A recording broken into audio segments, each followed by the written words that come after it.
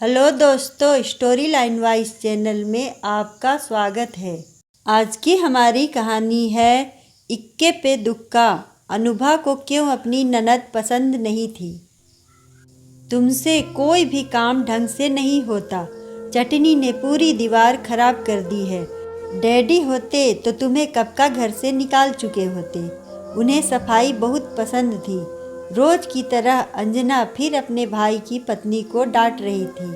अनुभा रुआसा चेहरा लिए सब सुन रही थी। बात तो कुछ नहीं थी, अनुभा के हाथ से चटनी दीवार पर लग गई थी, जो कि उसने साफ भी कर दी थी। उसे अचानक ही विवाह से पूर्व का एक किस्सा याद आ गया। माँ, आज मैं और भाभी चाट खाने जा रहे हैं, हमारे लिए खाना मत बनाना। अनुभा ने भाभी के साथ प्लान बनाया था। अच्छा बेटा, दोनों खूब मज़े करना। जाओ घूम आओ। बाजार में नए सूट पर चटनी गिरने से अनुभा की भाभी मधुरा थोड़ा सहम गई। अनुभा ने उसे दिलासा दिया और कहा कि ज़्यादा न सोचे। घर आने पर अनुभा की माँ ने मधुरा का कुर्ता देखते ही कहा, अरे बेटा, जल्दी से चेंज करके कुर्ता मुझे दे दे, मैं अभी साफ कर दूंगी, बाद में दाग रह जाएगा। मधुरा ने चैन की सांस लेते हुए कुर्ता माँ को दे दिया था और यहाँ तो चटनी कांड ही बन गया था। अनुभा आंसू पोंछने लगी। अनुभा का विवाह हुए कुछ ही महीने हुए थे। उसने काफ़ी लड़कों से मिलने के बाद राम से विवाह के लिए हाँ कही थी। राम बैंक में एक उच्च पद पर नियुक्त था। अनुभा एक साइंस ग्रेजुएट थी। उसके घर में एक बड़ा भाई था, जिसकी शादी उसकी शादी से 1 साल पहले ही हुई थी।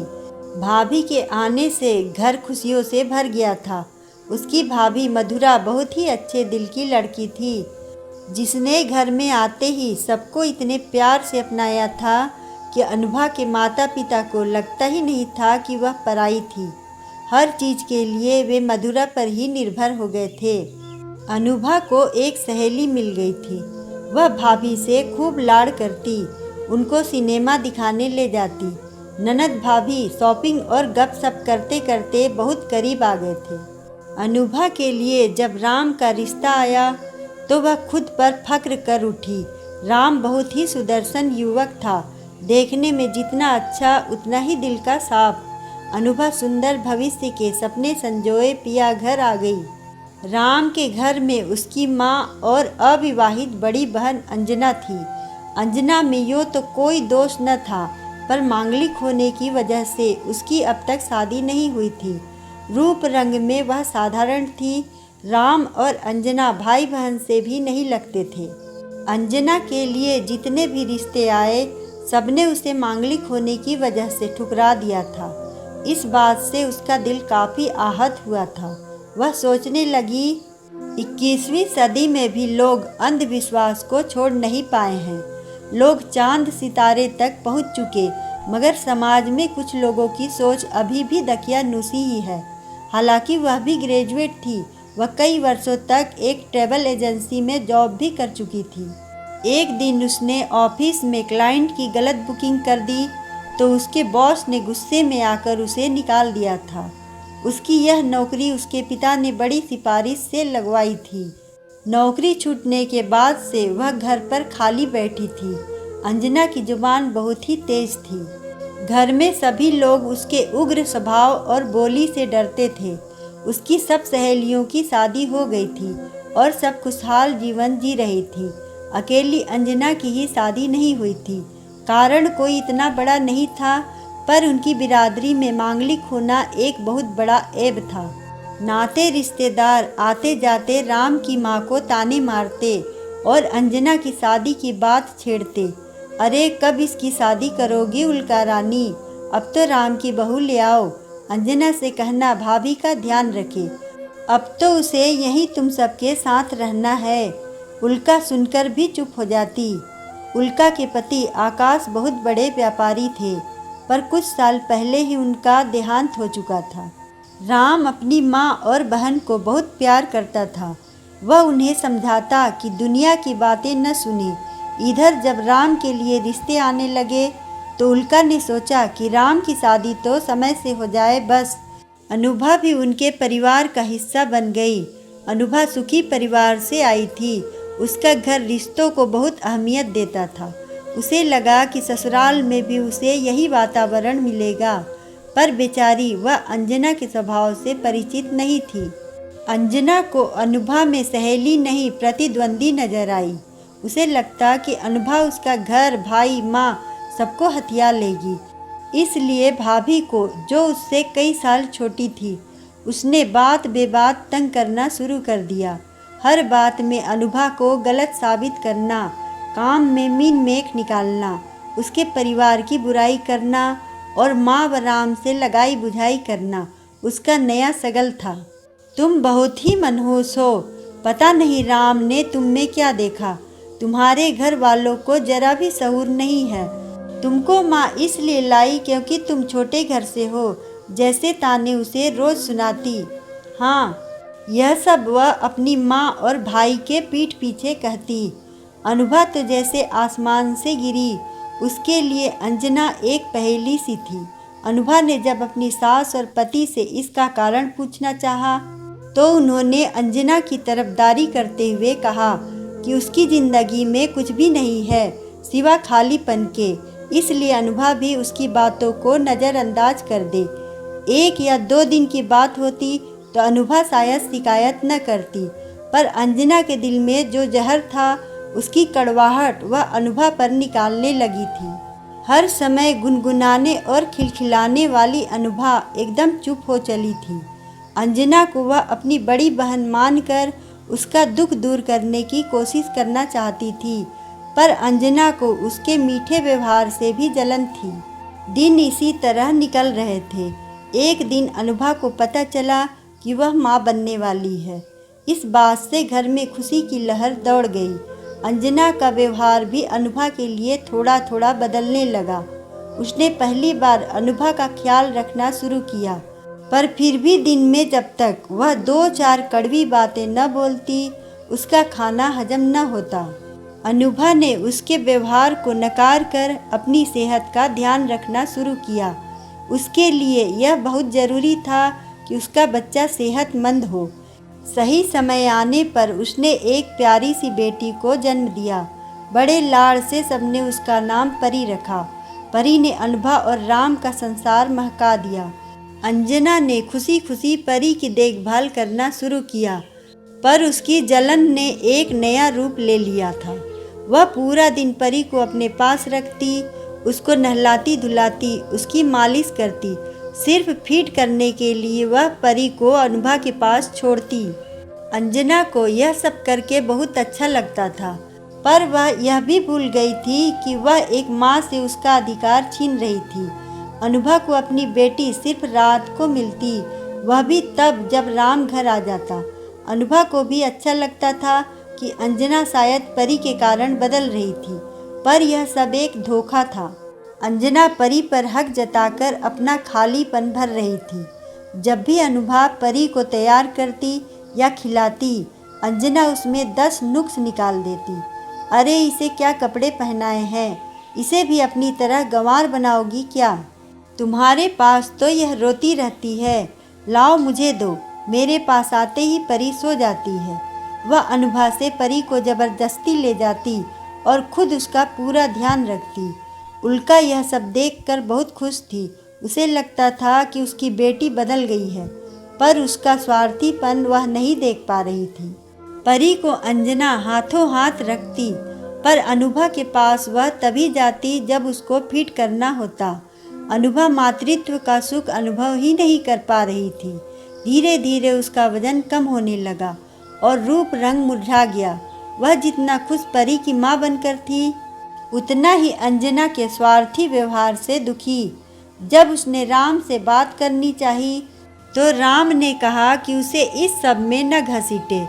अब अगर कोई उल्का से या अंजना से पूछता कि अंजना दिन भर क्या करती है, तो वह बड़े गर्व से बताती कि वह परी की देखभाल करती है। लोग यह सुनकर हैरान रह जाते और पीठ पीछे हंसते। एक रिश्तेदार ने तो यह भी कह दिया, क्या यह तुमने अपना कैरियर बना लिया है? यह सुनकर माँ बेटी बहुत नाराज हुई, फिर भी कुछ नहीं बदला। दिन इसी तरह बीत रहे थे। और अंजना के व्यवहार में कोई फर्क नहीं आ रहा था। परी अब 6 महीने की हो चली थी। आंखें मटका मटका कर वह सबको देखती, खूब हाथ पैर चलाती और अपने मुंह से आवाज़ें निकालने की कोशिश करती। अनुभा के पास वह फिर भी रात को ही आती थी। अनुभा को इसका कोई उपाय समझ नहीं आ रहा था। एक दिन राम की बुआ नन्ही परी को देखने और कुछ दिन उनके साथ रहने बनारस से आईं। एक दिन में ही उन्हें अंजना का व्यवहार खटक गया। अनुभा के मुरझाए चेहरे को देख वे समझ गईं। वो पहली बार अनुभा और राम की शादी के बाद उनके घर आई थी। अनुभा दौड़ दौड़ कर उनकी खातिर कर रही थी। उसका शरीर अभी भी कमज़ोर था, फिर भी वह बुआ जी की सेवा में दिलो जान से जुट गई थी।